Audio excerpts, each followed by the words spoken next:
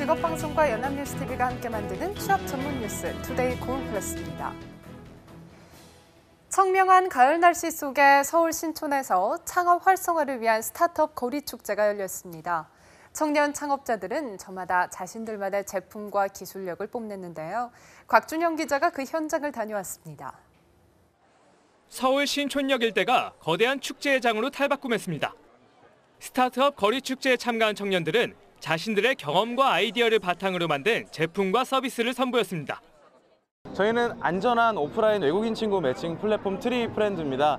현지인 친구를 만나서 굉장히 다채로운 경험을 할 수 있었거든요. 그런 것들을 가지고 한국에서 창업을 하게 되었습니다. 휴일을 맞아 행사장을 찾은 시민들의 표정에도 즐거움이 묻어납니다. 신촌에 데이트 왔는데 젊은 친구들도 어울릴 수 있는 것도 있고 대학생 취준생들도 궁금한 점 같은 거 알아갈 수 있는 것도 있고 해서 이번 행사에는 100여 개 스타트업 회사가 참가했습니다. 스타트업 기업들의 홍보의 기회도 마련해주고 창업에 대한 관심을 좀 많이 가졌으면 하는 취지에서 이런 행사를 갖게 됐습니다. 최종국 금융위원장도 참석해 스타트업 기업들의 고충을 귀담아 들었습니다. 창업에 대한 열기, 그다음에 아이디어가 굉장히 풍부하고 다양하다는 걸 느꼈습니다. 적극적으로 얘기를 듣고 현장을 파악하고 해야지 제대로 뒷받침을 해줄 수가 있겠구나. 정부는 이번 행사를 계기로 혁신 창업 벤처 기업에 대한 지원을 더욱 강화한다는 방침입니다. 연합뉴스TV 곽준영입니다. 다음 달 초에 열흘이나 추석 연휴가 이어지지만 상대적으로 규모가 작은 기업의 경우 절반가량은 직원들에게 열흘 휴무를 보장하지 못하는 것으로 조사됐습니다. 추석 상여금도 기업 규모에 따라서 50만 원 가까이 이상씩 차이가 났습니다. 박진영 기자입니다. 한국경영자총협회가 최근 전국 5인 이상 기업 408개를 대상으로 올해 추석 휴무 기간 상여금을 조사한 결과 평균 휴무일수는 8.5일로 집계됐습니다. 이는 지난해 4.5일보다 나흘이나 많고 경총이 조사를 시작한 지난 2000년 이후 가장 긴 겁니다. 하지만 종업원 300인 미만 기업 333개만 따로 보면 평균 휴무일은 8.3일로 300인 이상 기업의 9.7일보다 하루 이상 짧았습니다. 더구나 열흘 이상 쉬는 기업의 비중은 300인 미만 기업에서 56.2%에 불과한 데 비해 300인 이상 기업의 경우 88.6%에 달해 큰 차이를 보였습니다. 또 설문 대상 기업의 72.1%는 올해 추석에 상여금을 지급할 계획이 있다고 답했습니다. 상여 지급 기업 비중은 지난 2013년 이후 계속 내리막을 걷다가 4년 만인 올해 반등했습니다. 평균 추석 상여금 액수는 105만 1,000원으로 지난해 102만 2,000원보다 2.8% 늘었습니다. 역시 상여금에서도 기업 규모에 따라 차이가 확연했습니다. 300인 이상 기업군은 149만 6,000원, 300인 미만 기업군에서 95만 8,000원으로 나타났고 작년 대비 각각 3.6%와 2.7% 올랐습니다. 올해 추석 경기 상황에 대해선 작년보다 나쁘다는 대답이 47.3%를 차지했습니다. 이런 비중은 2014년 이후 가장 낮은 수준으로 최근 2, 3년 사이 경기가 급속히 악화하고 있음을 보여준 것으로 풀이됩니다. 연합뉴스TV 박진영입니다. 서울에서 내 집을 사려면 11년 동안 한 푼도 쓰지 않고 모아야 하는 것으로 나타났습니다. 치솟는 집값에 비해서 소득 증가율은 낮아 주거비 부담이 갈수록 커지고 있습니다. 김종성 기자입니다. 지난해 말 서울 평균 아파트값은 5억 9,670만 원, 가구당 평균 연소득 5,357만 원보다 11.1배 높았습니다. 서울에서 집을 사려면 11년 동안 한 푼도 쓰지 않고 모아야 하는 겁니다. 서울의 연소득 대비 평균 아파트값 비율은 2012년 10.5배를 기록한 후 2014년 9.8배로 떨어졌다 상승세로 전환했습니다. 전국 평균 아파트값이 소득 대비 6.5배인 것과 비교해 서울의 주거비 부담이 유독 크다는 점이 눈에 띕니다. 집값 상승 속도가 소득 증가 속도보다 월등히 빠른 것이 이유인데 2012년에서 2016년 서울 가구당 연평균 소득이 10.3% 늘어나는 사이 아파트값은 17.5% 치솟았습니다. 가구 소득이 4년간 500여만 원 늘어나는 사이 아파트값은 9천만 원 오른 셈입니다. 해외 도시의 소득과 집값의 차이를 비교해봐도 서울의 상황은 심각했습니다. 미국 LA는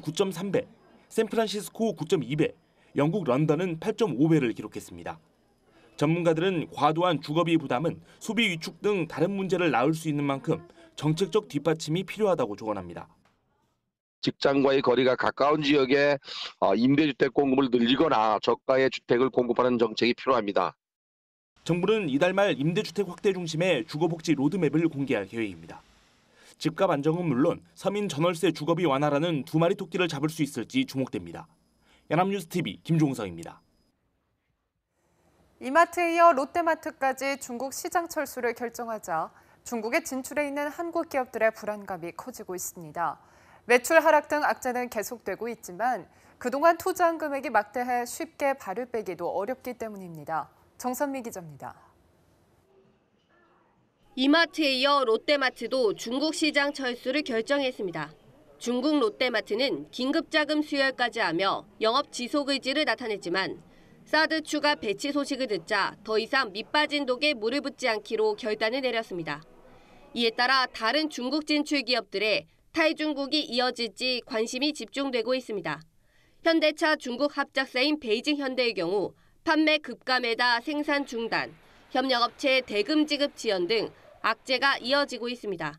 하지만 현대기아차에게 중국은 최대 수출 시장인데다 9개 공장을 설립하는 등 약 5조 원을 쏟아부었기 때문에 쉽게 발을 빼기는 어려울 것으로 보입니다. 화장품과 식품업체도 기로에 서 있기는 마찬가지입니다. 뷰티 한류를 이끌었던 아모레 퍼시픽, 중국인 입맛에 사로잡았던 농심과 오리온, 롯데제과도 중국 실적이 곤두박질쳤기 때문입니다. 결국 오리온은 현지인력 구조 조정까지 단행했습니다.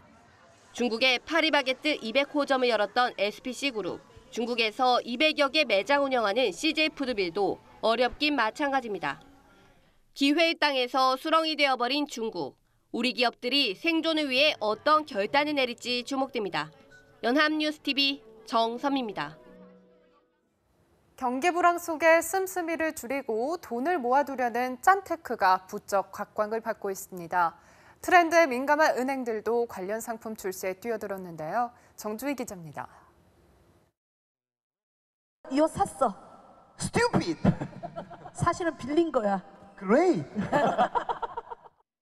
돈은 안 쓰는 것이라며 저축을 권하는 한 TV 프로그램이 인기입니다. 가계 실질 소득이 7분기 연속 후퇴한 가운데 미래 소득에 대한 불안이라는 공감대가 형성된 겁니다. 소비를 좀 이제 최대한 줄일 수 있는 만큼 줄여야 된다고 생각은 하는데 재산을 늘려야 되니까 이제 계속 꾸준히 해야 된다고 생각은 하는데 짠돌이 재테크를 일컫는 이른바 짠테크 열풍에 은행들도 속속 생활 속 소액 저축 상품들을 내놓고 있습니다. 우리은행은 매일 입금액을 늘려가며 적립하거나 날마다 절약한 생활비를 입금하는 적금 상품을 출시했고 KB하나은행도 적립할 금액을 은행에 문자로 보내면 저축이 되는 적금 상품을 내놨습니다. 또 지출을 효율적으로 관리할 수 있는 모바일 가계부 애플리케이션도 인기입니다. 다만 돈을 쓰지 않고 모아두기만 하는 분위기가 만연해질 경우 국가 경제 전체로 봤을 때는 부정적인 영향을 줄 수 있다는 지적도 있습니다. 지금처럼 기업이 투자를 하지 않는 경우에는 저축이 투자로 연결되지 못한다는 면에서 소비와 투자가 모두 줄어들 가능성이 있다 이렇게 볼 수 있겠습니다. 좀처럼 늘지 않는 가계 소득이 제자리 걸음을 계속한다면 허리띠를 졸라매는 짠테크에 대한 관심은 계속될 전망입니다. 연합뉴스TV 정주희입니다. 집단 휴원 여부를 놓고 극심한 혼란을 초래했던 사립 유치원들이 결국 휴원 철회를 공식 발표했습니다. 그러나 업계 내부에서는 이를 두고 갈등이 계속되고 있어 불씨는 여전히 남은 모습입니다. 박수주 기자입니다. 사립유치원이 결국 고개를 숙였습니다. 이들은 18일 1차 집단 휴업뿐 아니라 25일부터 29일까지 예고했던 2차 휴업도 모두 없던 일로 하겠다고 밝혔습니다. 사립유치원의 휴업 안내로 학부모님들께 불편과 심려를 끼치도록 대단히 죄송하다는 말씀 올리겠습니다. 지난 15일 교육부와의 긴급 간담회로 휴업 철회를 발표한 이후 철회 번복과 재번복으로 혼란이 이어진 지 이틀 만입니다. 휴업 사태는 일단락됐지만 혼란을 초래한 한국유치원총연합회에 대한 비판은 당분간 계속될 전망입니다. 기존 지도부가 교육부와 합의한 내용에 투쟁위원회가 반기를 들며 철회 번복을 선언했고 이를 지도부가 다시 무마하는 등 내부 분열로 혼란이 커졌기 때문입니다.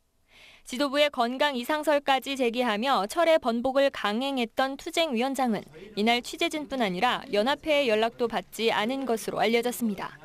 게다가 내부 갈등은 여전한 모습입니다. 1차 휴원과 함께 예고했던 대규모 집회를 놓고도 한유총은 철회한다고 했지만 서울과 경기, 인천 등 6개 시도지회 일부는 돌연 강행 입장을 밝히기도 했습니다.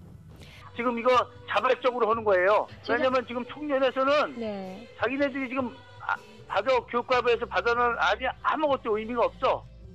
지도부가 집회 신고를 아예 취소하면서 결국 실행에 옮기지는 못하게 됐지만 이들은 추후 집회 개최 여부를 따로 논의한다는 계획입니다. 연합뉴스 TV 박수주입니다. 거짓 정보를 흘려 경쟁업체 가입자들을 빼낸 유명 상조업체에 법원이 17억 원의 손해배상을 명령했습니다. 이 업체는 유리한 가입 조건을 내세우며 경쟁업체 가입자들을 유인했는데요. 경쟁이 치열해지면서 유산 소송이 끊이지 않고 있습니다. 구하림 기자입니다. 기존 업체와의 계약을 해지하고 오면 해약 환급금 등을 주겠다며 경쟁사 가입자들을 빼낸 상조업체 A사. 경쟁사인 B사 임원의 횡령 사건에 연루됐다는 거짓 정보까지 뿌려가며 유인했는데 이런 식으로 맺은 계약만 9만여 건에 달합니다. A사는 공정거래위원회에 적발됐고 B사의 17억 원을 물어낼 처지에 놓였습니다.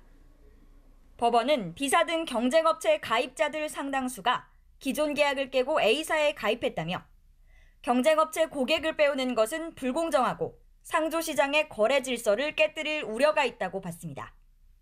2014년에는 또 다른 상조업체가 명확한 기준 없이 업계 1위라는 표현을 광고에 썼다가 법원의 제재를 받았습니다.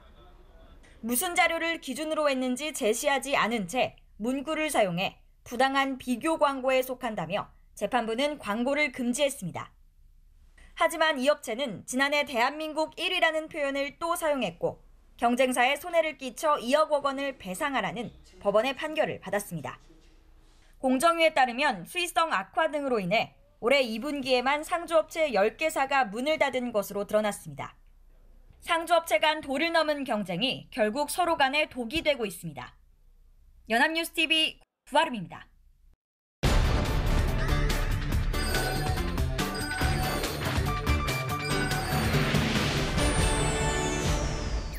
네, 사회적으로 핫한 이슈를 키워드로 알아보는 핫키워드 시간입니다. 오늘도 구보나 캐스터와 함께합니다. 안녕하세요. 안녕하세요. 핫키워드 시간입니다.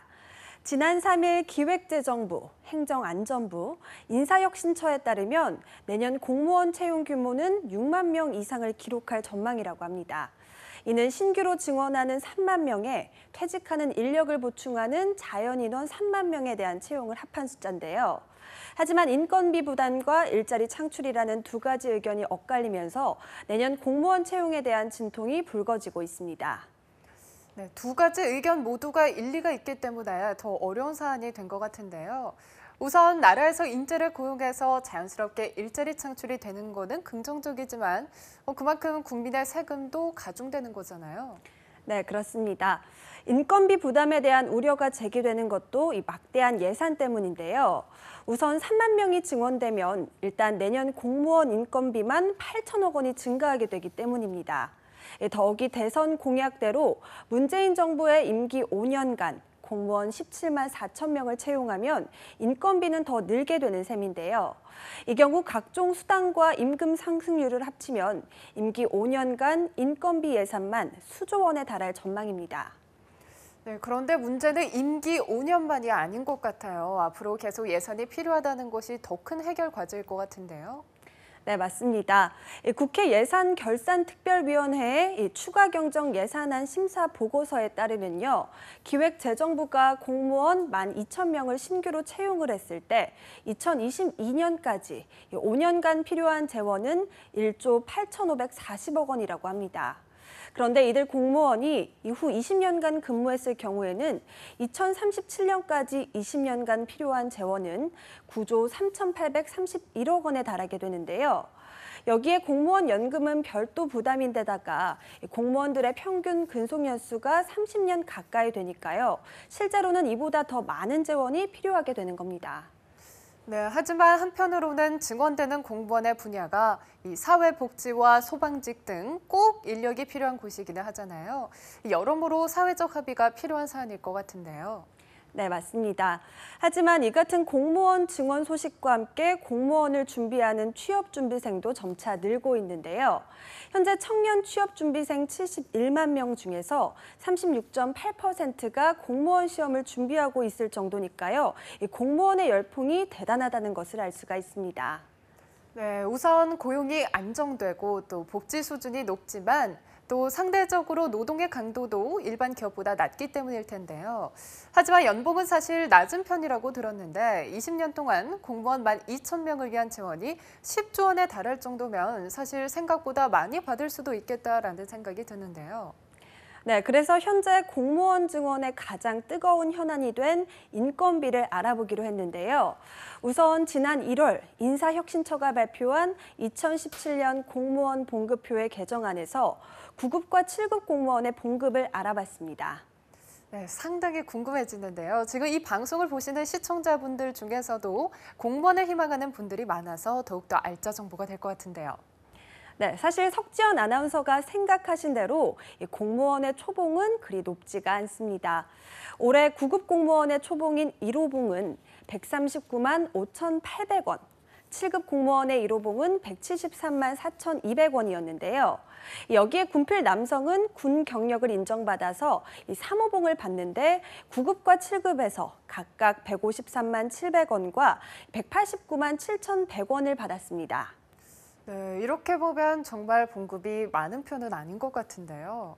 네, 맞습니다. 하지만 이 같은 기본급 외에 공무원이 받는 수당은 상여수당, 가계보전수당, 특수직 근무수당, 초과 근무수당 등 총 31가지 항목에서 추가 수당을 받을 수 있기 때문에 이 실수령액이 이보다 더 많은 것을 감안해야 합니다.